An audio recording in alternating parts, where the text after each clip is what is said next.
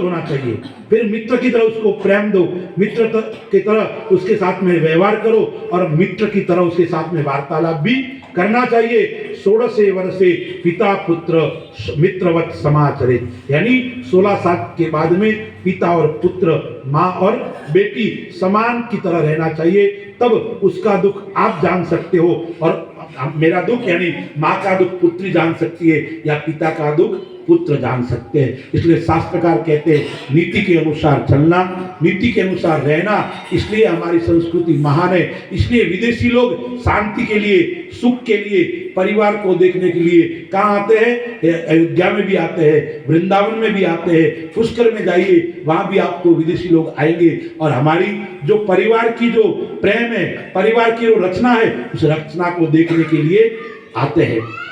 अब यहाँ पे भगवान की दिनचर्या, अरे भगवान ब्रह्म मुहूर्त में उठते थे।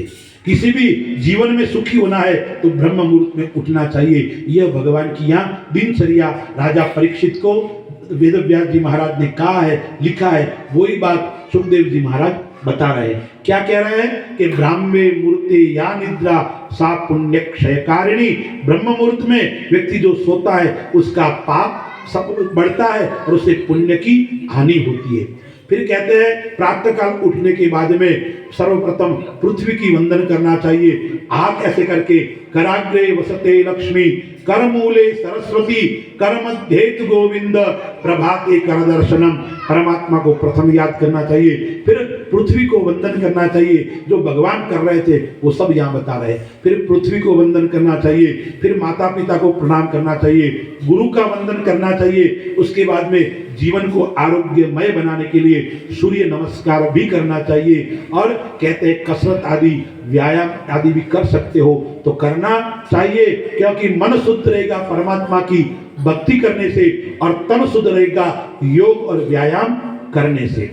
उसके बाद में क्या कहते हैं कि उसके बाद में स्नान आदि करके, स्नान भी कैसा करना चाहिए?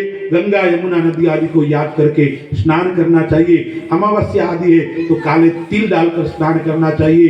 रोज प्रतिदिन गंगा आदि नदी को याद करके स्नान आदि कीजिए। स्नान के बाद में संध्या वंदन और उसके बाद में भोजन भी कैसा लेना चाहिए? सात्विक आहार लेना चाहिए, क्योंकि तामसी आहार लोगे तो आपकी बुद्धि भी तामस होगी। शास्त्र में कहते हैं, गीता जी में भी कहते हैं, आहार कहना ऐसा होना चाहिए, सात्विक आहार होना चाहिए। जो आहार लेते हो तो भक्ति में विघ्न न डाले, ऐसा आहार लेना चाहिए। एकादशी का व्रत भी करना चाहिए, पूर्णिमा का भी व्रत करना चाहिए, महोत्सव आते हैं तब भी व्रत करना चाहिए। इस प्रकार की भगवान की दिनचर्या थी।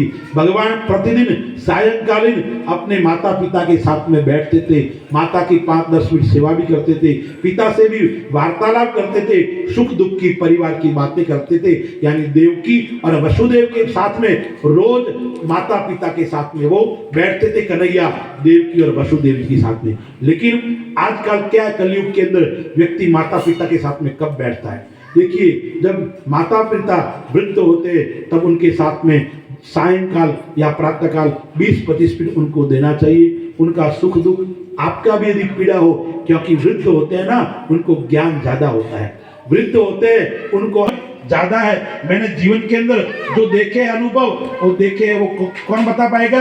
यदि आप अपने माता पिता के साथ में बैठोगे तो। यदि माता पिता के साथ में आप नहीं बैठोगे तो आप